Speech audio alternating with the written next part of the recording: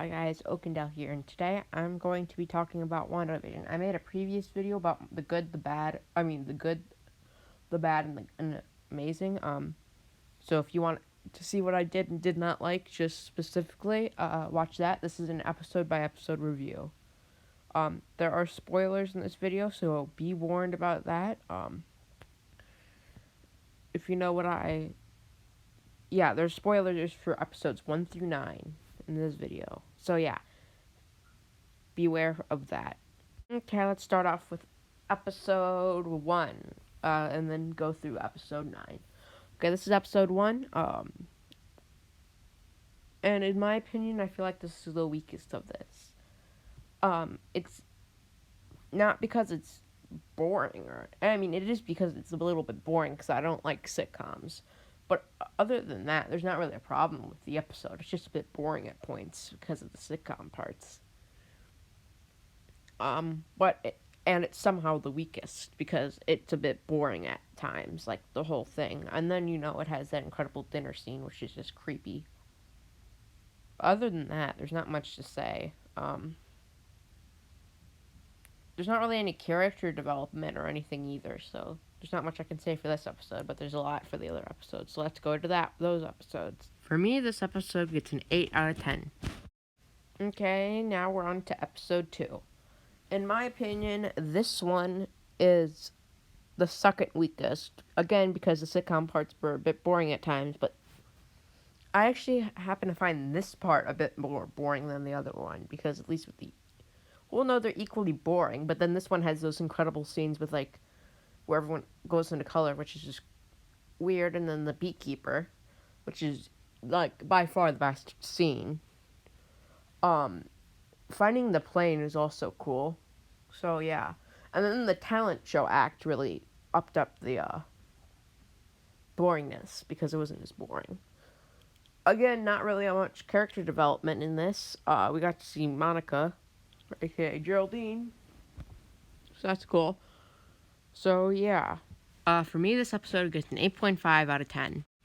Okay, now we're on to episode 3. In my opinion, this one is way better than the other ones.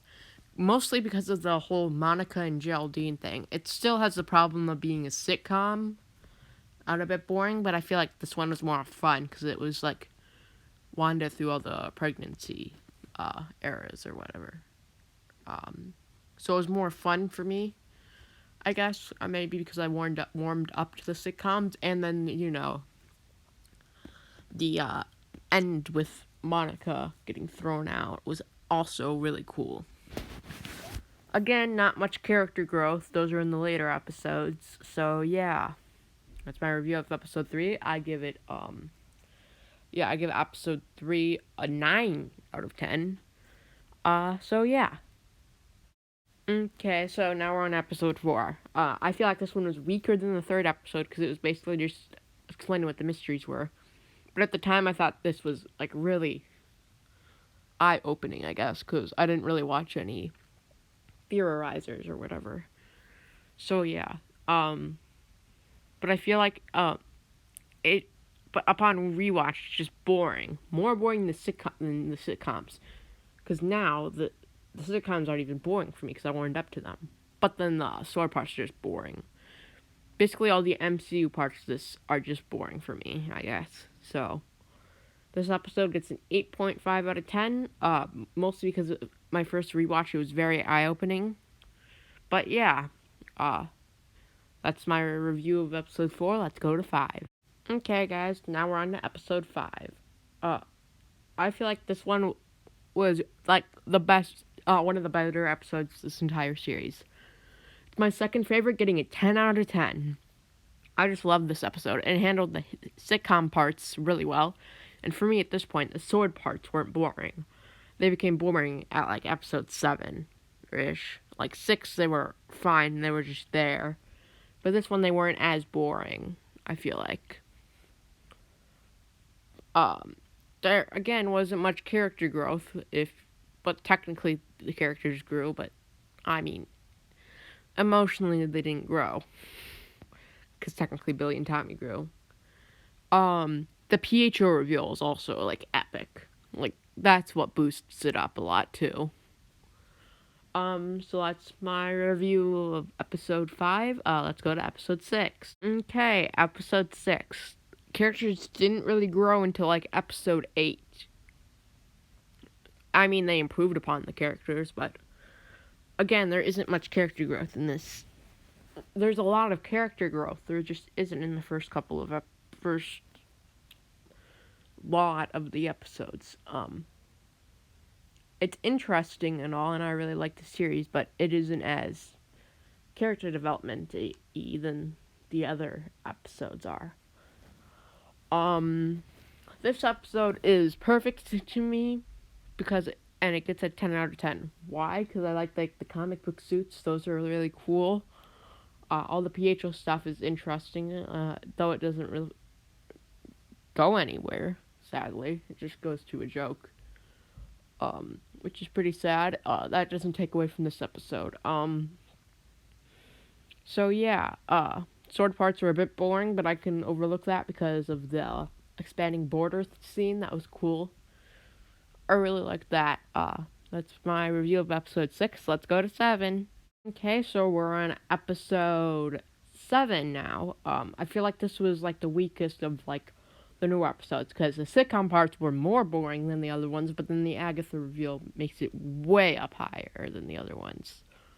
Like the Agatha All Along song is really good, but we're not really ranking that, I guess. So, I mean, yeah. I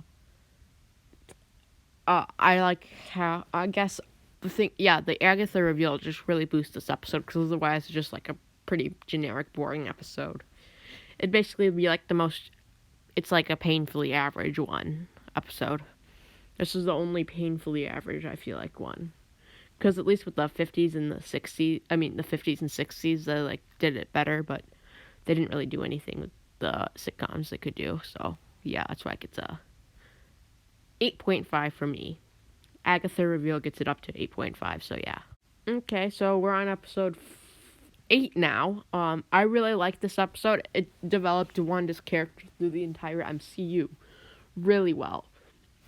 I loved all the backstory parts. Like, they were all very important. Like, her as a kid, that was sad. Her getting her powers, that was cool. I liked how you can see her costume in the eyes. Then, the Vision scene was strong. Like, it was emotionally strong.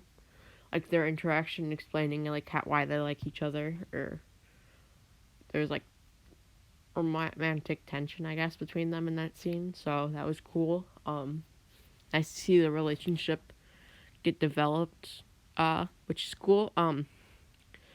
Then, her breaking into Sword, and, like, how Hayward actually twisted it. Even though we don't learn why he did, so that's why I don't like the character that much. We don't learn why he twisted it, but we just know he twisted it, I guess. So I like that. And then the ending is cool, so that's why I get a 10 out of 10 for me. That's the end of episode 8. Let's go to the final episode, 9. Okay, so we're on the final episode of WandaVision. For some reason, people just say that this episode is just terrible and just doesn't add anything to just is terrible and ruins the show. I honestly don't agree. The only things I don't like is that sometimes the fight scenes are a bit boring, because I don't want fight scenes, but there's literally 20 minutes of actual fight scenes. Others are just like Wanda getting messed with by Agnes to open the barrier. And then they throw a couple magic bolts at each other. The only real magic things I don't like are the like Vision versus Vision until the talk off. I like that. But other than that, there wasn't that much CGI fights, so I don't know why people are complaining about that. And then the Ralph is just disappointing to me. I did not like the Ralph, so that's why it gets a 9 out of 10 for me, because of the Ralph, and then the other thing. Overall, it gets off the show, the Hayward thing, because I don't like Hayward's character. And it didn't do anything with the characters. Like, White Vision just went off. Agatha, she's just there to use whenever they want, so I don't like that either. The reasons why I like this episode is actually because I like it because I like how like one Vision and Vision have philosophical battle, like White Vision and Vision have philosophical battle, and then Wanda and Agatha mostly play mind games. They have a couple of blasts between them, but that's about it. Vision and Vision have like 10 minutes of fighting. There's 10 minutes of like Agatha versus Wanda, and then 10 minutes of Vision versus Vision. So I like that. And then the twins and Monica got their own things. Hayward, as I said before, is one-dimensional, but that's not really this episode's fault. Kind of is, but kind of isn't. And then the end scene with Tommy and Billy and Vision dying are all sad. I also like how Wanda's grief is the main villain of the series. So, you got like Agatha, which is like for the kids, like a fight scene, I guess. But the main villain of the show was Wanda. And also, let me just talk about the points I don't like. Like Hayward being a bad, not even interesting, is barely any points off. I mean, and the other one, it's 0.4 off. Because let's be honest, all the characters are fine, besides Hayward. He's just one-dimensional. And then the Ralph one is mostly just personal. So, it's not like it's a whole point off. Why would I take a whole point off for literally Ralph? It's better. It's still a good show, even if, literally, if he was off.